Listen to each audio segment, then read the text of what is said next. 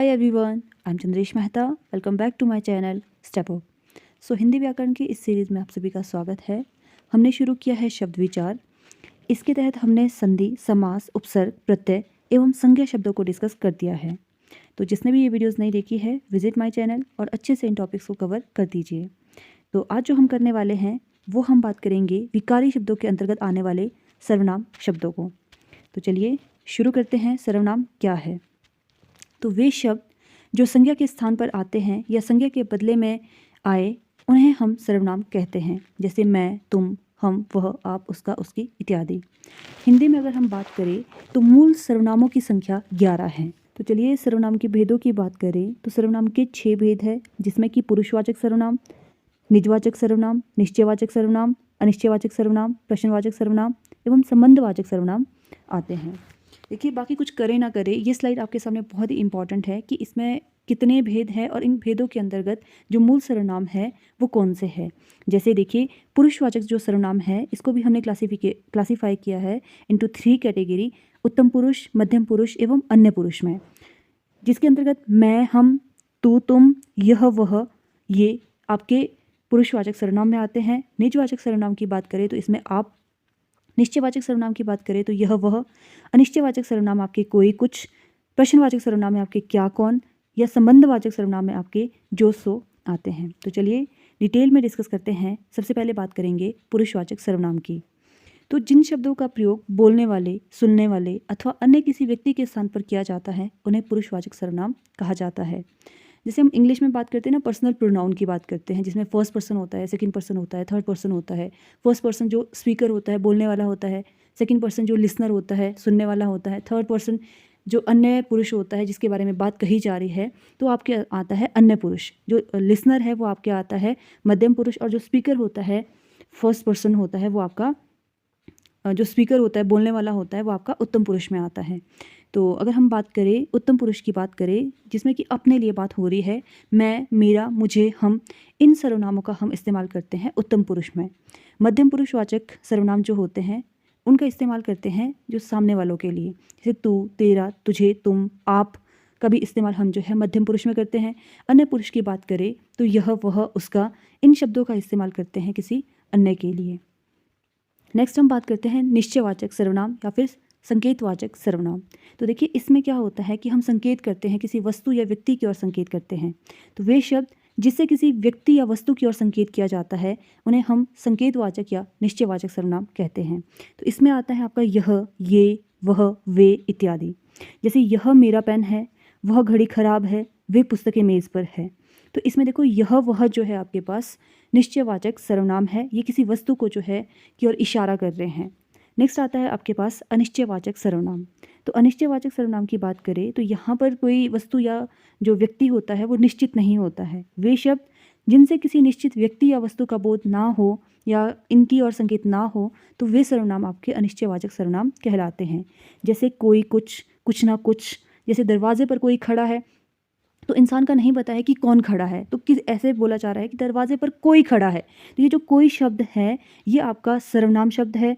जैसे अब देखो कैसे पहचानेंगे कि संज्ञा के स्थान पर प्रयुक्त होता है। यहाँ पे कोई भी नाम ले लीजिए, दरवाजे पर राम खड़ा है, तो हम बोल रहे हैं कि दरवाजे पर कोई खड़ा है, मतलब राम के बदले हम कोई शब्द का इस्तेमाल कर रहे हैं। तो देखो, सर्वनाम भी क्या होते हैं जिनका इस्तेमाल हम संज्ञा के स्थान पर करते हैं। तो दरवाजे पर कोई खड़ा है, तो कोई और कुछ क्या है, अनिश्चयवाचक सर्वनाम है। इससे हमें किसी व्यक्ति या वस्तु का बोध जो है नहीं हो रहा है। नेक्स्ट हम बात करते हैं प्रश्नवाचक सर्वनाम। तो वे शब्द जिनसे प्रश्न का बोध होता है वे प्रश्नवाचक सर्वनाम कहलाते हैं। जैसे क्या, कौन, कब, कहाँ, कैसे। आपका क्या नाम है?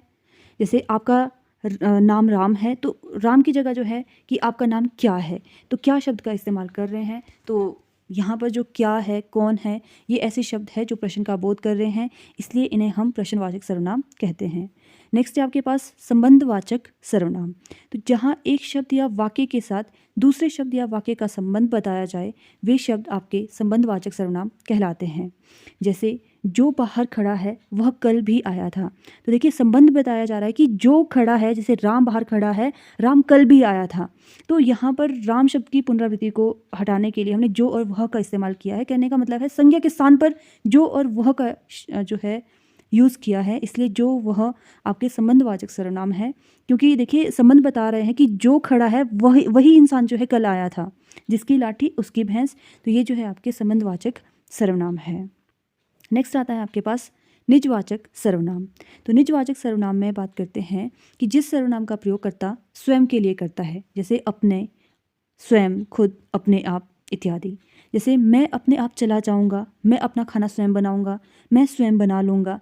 तो देखो इसमें क्या हो रहा है, अपने जैसे रिफ्लेक्ट, आई थिंक जो इंग्लिश में बात करते हैं रिफ्लेक्सिव प्रोनाउन की बात करते हैं, एम्फेटिक जहाँ पे हम एम्फेसिस कर रहे हैं, तो मैं स्वयं बना लूँगा। तो यहाँ पे देखो आप बोलोगे कि ये जो आप शब्द है ये तो आपका मध्यम पुरुष में भी आया था, कि जो मध्यम पुरुष जो लिसनर है उनके लिए हम बोलते हैं कि आप क्या कर रहे हो। लेकिन यहाँ पे क्या है, हम आप शब्द का इस्तेमाल अपने लिए करते हैं, इसलिए यहाँ पर जो ये अपने आप है, अपना है, स्वयं है, आप है, ये आपका निजवाचक सर्वनाम हो जाता है। तो ये थे आपके 6 भेद। तो अब बात करते हैं कि निश्चयवाचक सर्वनाम और अन्य पुरुषवाचक सर्वनाम में क्या डिफरेंस है। क्योंकि अभी देखो हमने देखा कि निश्चयवाचक सर्वनाम में भी आपके यह, वह, ये, वे आ रहा था, अन्य पुरुषवाचक सर्वनाम में भी यह, वह, ये, वे, ये शब्द आते हैं। तो कैसे हम जो है डिस्टिंग्विश करेंगे कि ये निश्चयवाचक सर्वनाम कब होते हैं और अन्य पुरुषवाचक सर्वनाम कब होते हैं। तो देखिए सेंटेंस है, वाक्य है, यह मेरा पेन है। तो देखिए पेन की ओर इशारा किया जा रहा है कि यह मेरा पेन है, तो ये निश्चयवाचक हुआ। वह कल आया था, तो देखो अन्य पुरुषवाचक में हम पुरुष की बात करते हैं या तीसरे थर्ड पर्सन की बात करते हैं, कि जैसे अगर हम वह की जगह बोल रहे हैं कि राम कल आया था, तो राम की जगह हमने क्या बोल दिया कि वह कल आया था। तो कहने का मतलब है संज्ञा के स्थान पर प्रयुक्त किया गया है ये वह शब्द, तो ये अन्य पुरुषवाचक सर्वनाम का होगा। लेकिन यहाँ पे जो यह वह है, ये किसी वस्तु को इंडिकेट करने के लिए, संकेत बताने के लिए, इंडिकेशन के लिए इस्तेमाल किया जा रहा है, इसलिए ये निश्चयवाचक सर्वनाम या संकेतिक सर्वनाम कहा जाता है। उदाहरण के लिए हम समझते हैं, जैसे मैंने आपको पहले ही कहा था कि वह बीमार नहीं है। तो इस वाक्य में देखिए मैंने आपको, तो मैंने क्या है, स्पीकर है, बोलने वाला है, तो ये उत्तम पुरुष का होगा, उत्तम पुरुष सर्वनाम होगा।